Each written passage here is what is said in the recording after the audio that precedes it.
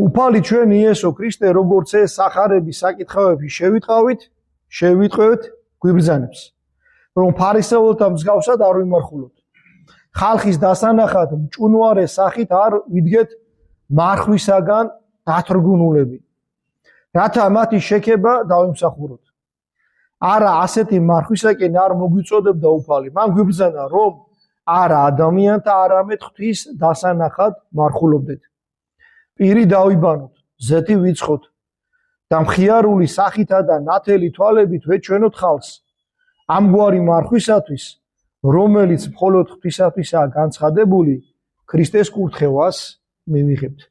და ეკლესიაში ეხლაც ესია და ამას ეხლაც იცავენ ადამიანები თავს არ აჩვენებენ მარხველად ხალხს. არ დადიან დაღვრემილები, არ ჩამოსტერით სახე პირიქით.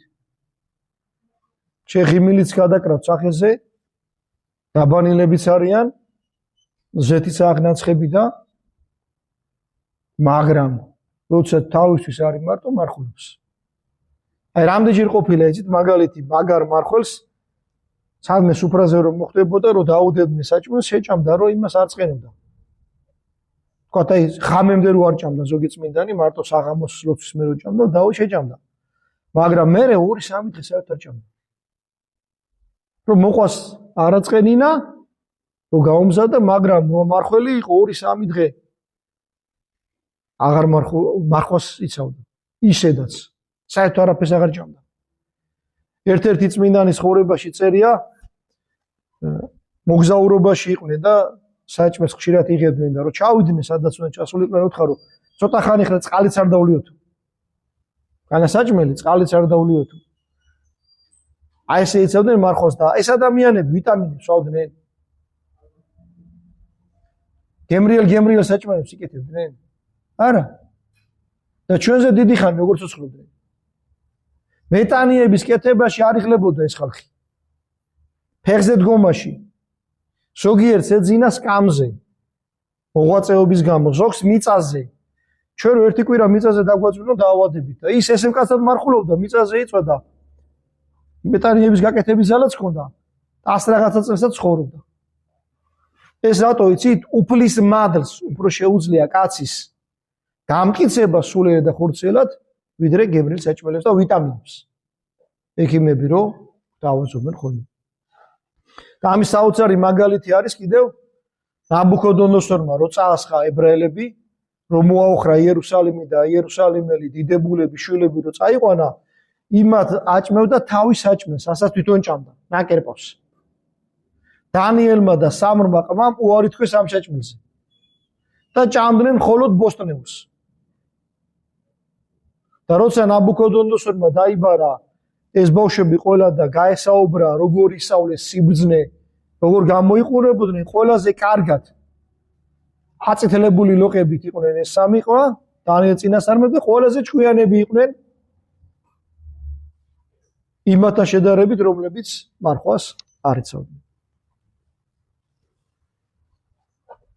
და ღვთისმადლი მოეფინოს თითოეულ ჩვენგანს ვის გულშიაც დღეს ჩემი სიტყვები ჩაიბეჭდა და აი მიიღოთ საზღაური ეკლესიის განწესებისა და მარხვის ერთგულებისათვის არა კაცთაგან არამედ ღმერთისაგან არა მხოლოდ ამ ხრივ არის საყურადღებო მარხვა მისი უდიდესი მნიშვნელობა თავს შეკავების წვრთნაში მდგომარეობს როდესაც მარხვაში აკრძალული საკვებისაგან თავს შეიკავებ ნებისყოფას აწვრთობთ და თავშეკავებას ეჩვევით განა ცოტა რამ არის ამ ქვეყნად ისეთი რისგანაც თავი შორს უნდა დავიჭიროთ და აკრძალვა დაუწესოთ თუ მარხვისას მიეჩვევით რომ მუცლის სიმსუქნე ალაგმოთ ეს იქნება მარტივი გზა იმისაკენ რომ მომავალში ყველა თქვენი ვნება და ხორცობა რომელიც ცოდვათა უმეტესობის სათავეა მოთოკოთ ყოველი დიადი საქმე უზარმაზარ ძალისხმევასა და თავდადებულ შრომას მოითხოვს და სწორედ დიდი მარხვის დროს ამიტომაც მოგვიწოდებს წმინდა ეკლესია მუცლის მოთოკვისაგან რათა ავხორცობის ალაგმაც ვისწავლოთ რადგან სულთან მებრძოლია ხორცობა უამრავი ცოდვის საწყისია და ყველაზე მთავარი, ნახეთ რა ითქვა. მარხვა კაცს ასწავლის თავშეკავებას. და თავშეკავება კაცმა თუ ისწავლა საჭმელთან მიმართებაში, სხვა ვნებების მიმართაც ამას აკეთებს და ხორცობას ებრძვის. ამიტომაა მარხვა მნიშვნელოვანი და ამიტომ ამბობენ მამები, ვისაც უნდა რომ საერთოდ ღვაწლი დაიწყოს, ჯერ უნდა დაიმორჩილოს მუცელი. ხო არის რვა ვნება, რომელიც კაცის სულს ებძვის, რომელსაც როგორც მამები ამბობენ, რვა საფეხურით ადამიანი პირიქით ჯოჯოხეთში ჭაყავთ. პირველი ამ ვნებებში არის ნაყროვანება. გემრიელი საჭმელების ჭამა, უზომო ჭამა, სიმთვრალე და მარხვა ამას აღუდგება სწორედ წინ. გაშავლის თავშეკავებას, რომ მცირედით დაკმაყოფილო. თავი რაღაცეებისგან შეიკავო. და თავშეკავება კაცმა თუ არ ისწავლა, აბა ჩავიხევთ ხოლმე ჩვენ გულებში, ჩვენ თუ თავი ვერ შევიკავით, გოშველება რამე. ისეთ რამეებს გავაკეთებთ, რომ ჩვენ თვითონ შევძუნდებით, ეს როგორ გავაკეთებ. მაგრამ როცა თავშეკავებას სწავლობ, როცა ღმერთი ხედავს, რომ ეკლესიის სიტყვას ემორჩილები, იმის მიხედვით ჭამ, როგორც ეკლესიამ გითხრა, ანუ მორჩილებას გამოხატავ, ღმერთი მერე ძალას გაძლევს, რომ უფრო დიდი ვნებებიც დაამარცხო. ეხლა მარხვის შუაგულში ვართ, ფაქტიურად 4 შაბათს იქნება განზოგება. ეხლა 4 შაბათი რომ მოვა. ერთმა შეგვაძლებინოს, ეს მარხვა მეტნაკლებად რაღაცაით გავიარეთ აქამდე. ამის შემდეგაც ვიღვაწოთ. ნახეთ ეკლესიამ რა დაადგინა დიდი მარხვის მესამე კვირას. ანუ ხვალე.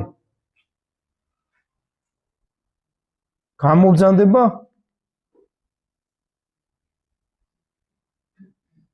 ცხოველსყოფელი ჯვარი. კიდე მეტად დაფიქრდი რა მოხდა ჯვარზე. როგორ გამოგიხსნა ღმერთმა, რა უნდა გააკეთო და იმისთვის კიდევ რომ მოგცეს ღმერთმა ძალა, რომ მიემთხვევი ცხოველსყოფელი ჯვარს, მოიკრიბო ძალები, რომ ის დანარჩენიც მეორე ნახევარის მარხვისა წმინდა შეინახო. ჩვენ ამ ტაძარში მარხვაზე ბევრჯერ გვისაუბრია, მაგრამ ეს საუბარი იმიტომ მოხდა, რომ გამოჩნდნენ ადამიანები,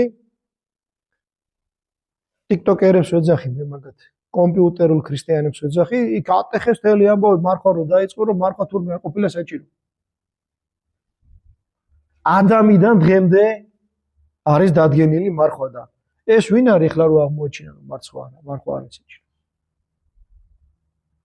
ეს საოცარ ამბავს გეტყვით, იმ დღეს გავიგერო, ერთი ჩვენი მრევლი ამის ეკითხებოდა რაღაცებს. პატარა ბიჭი არის ახლა ეს გამოუცდელი ბავშვია და ეკითხებოდა რაღაცებს. კიდე კაი გავიგე. და მე აუხსენი ამბავს, შვილო, მოძღვარი რისთვის ეკოს?